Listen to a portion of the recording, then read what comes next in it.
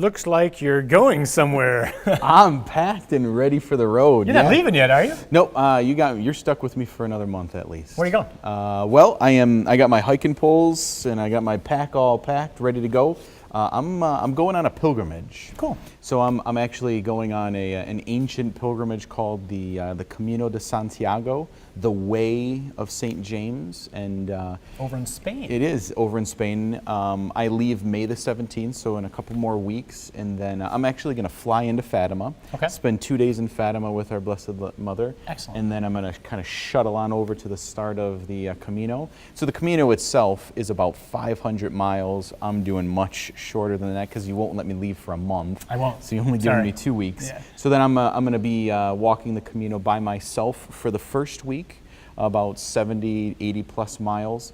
And then a group of 25 people from our parish is going to meet me there at the halfway point, and then we're going to process and pilgrim hike on in another 70 or so miles until we end at our destination, which is the cathedral, basilica, the burial place of St. James himself. Right, awesome. And so it's an ancient pilgrimage. Over 1,000 years people have been doing this, huh? Thousands of years. Yeah. Almost for quite some time. And I did it a few years ago by bus. I'm the I was waving at the people through the windows. Wow, they look really tired. I'm glad I'm on this bus. Yeah, that's why I got the sticks. And so many people have done it, and it's always kind of been a means of repentance for our own sinfulness, and sometimes given as a penance by the priest. That's right. In ancient days, it used to be the penance for like really serious sins, wasn't it? Yep. Go make a pilgrimage to Santiago. You live in Germany. You gotta be kidding. So we should revise that. Yeah, we should. So I'm doing it as a means of repenting for my own sin and just to beg the Lord forgiveness for the way I lived in the past, for the way that I currently still live, and to grow in holiness, and just to be alone with God, with my thoughts, with my prayer, and by myself, and the way is what we call it, the Camino. The way, along the way, you're just with pilgrims, and so the whole thought is that I'm going to slim down literally in weight also, but just slim down in everything I have. I'm literally going to bring a pair of pants, a shirt, a change of pants, a shirt, undergarments, a bar of soap, a chalice, my prayer books, and a sleeping bag, a fleece, a coat, and that's it. Interesting, isn't it? I mean, I think one of the first things that we did when you got here 3 years ago was we saw the movie, The Way. Yeah, we did. Wasn't it? Yeah. With Martin Sheen and interesting. Yeah. So some of you might have seen that movie, which is actually a pretty lifelike visual for what it is that you're going to be going through. Why do we go on pilgrimage? Well, we go on pilgrimage because it is very much a great analogy for life. And so there really is a difference between vacation, retreat, and pilgrimage. This certainly won't be a vacation. No, and so vacation is you go away with your spouse, you go away with your family, you go with your friends, and you're on vacation. You're vacating your life here, and you're away to enjoy, to have some fun. Certainly I'm going to have fun, but this is not a vacation. And so a retreat is I'm going away with God just to commune with God. And so as priests, we go on retreat at least once a year. We're mandated to do that.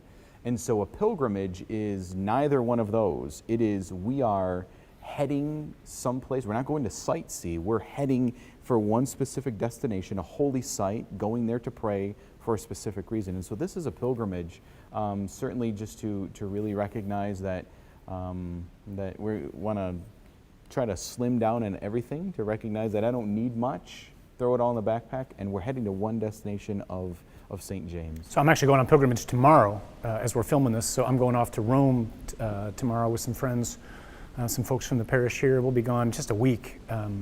So we'll get to Assisi. We're actually going to go up to Turin to see the Shroud of Turin, and then we'll be in Rome. So we'll have a chance to pray at Peter's grave and see all the basilicas and whatnot, or at least some of the basilicas. And I've always thought personally that the whole point of a pilgrimage is we're going someplace where God has broken into history and space in a particular way.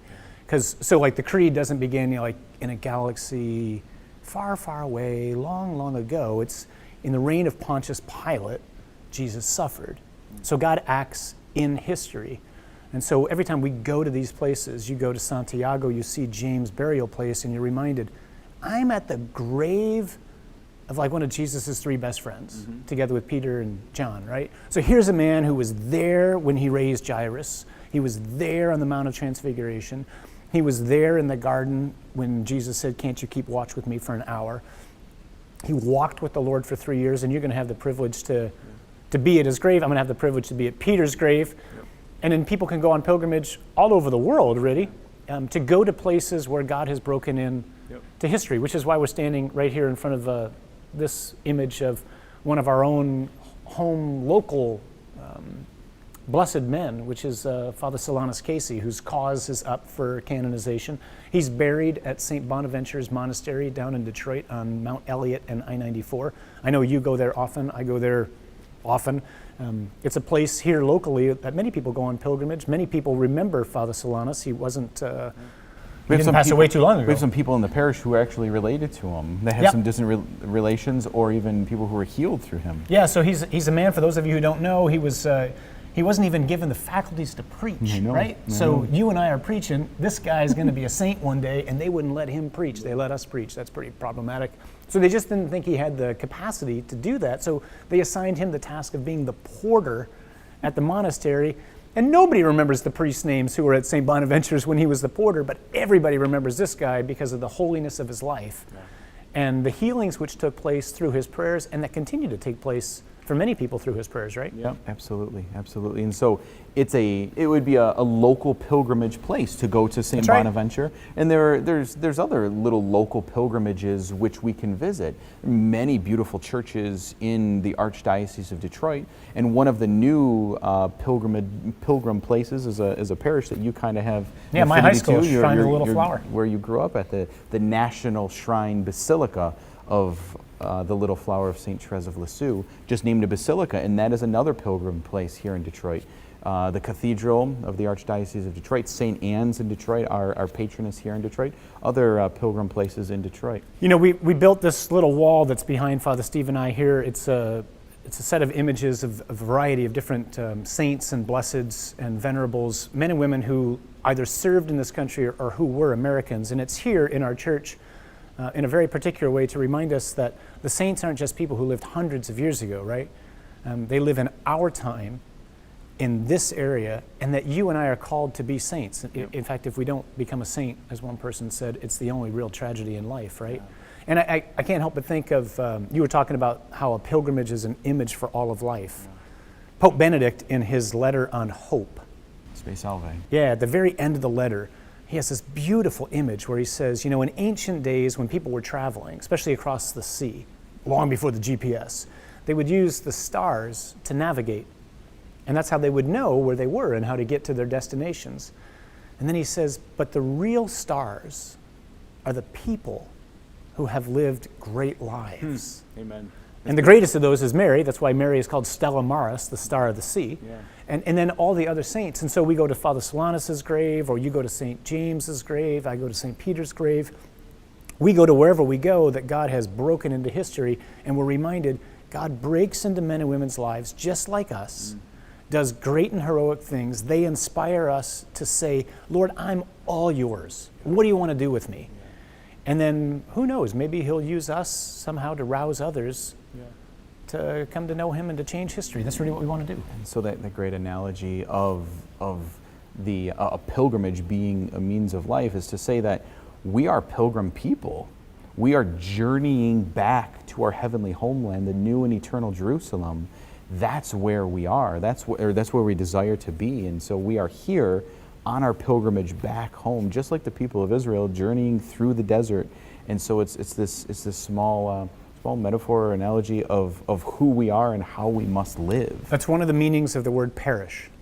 So we're the parishioners at Our Lady of Good Counsel, and the Greek word, one of the understandings of that word is pilgrims, aliens. So we're just the pilgrims who gather at this particular altar on these days to call to mind all that God has done for us in Jesus. And all of you are pilgrims wherever it is that you watch, if you're not at Our Lady of Good Counsel. And one day, please God, we all get home. So you pray for me when you're in Rome. I'll pray for you when I'm in Spain with Deal. St. James. And then we will pray for all of you. And remember to pray for us as we literally take the parish and all of our parishioners on our shoulders as we make our own little pilgrimages to these holy sites, and continue to pray as we enter into these many different pilgrim ways throughout our lives. Amen. May God make us all saints and bring us safely home. God bless.